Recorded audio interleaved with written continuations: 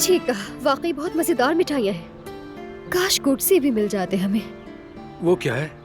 वो जर्मनी के Mario goats जैसा कुछ है? अरे अब बस करो हारून, मिठाई में फुटबॉल प्लेयर का क्या काम है बताओ जरा।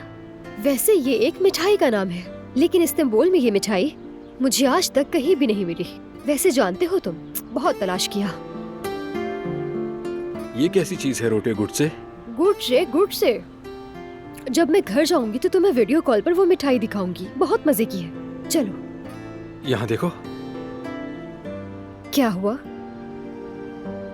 रुको, चॉकलेट लग गई है। हाँ।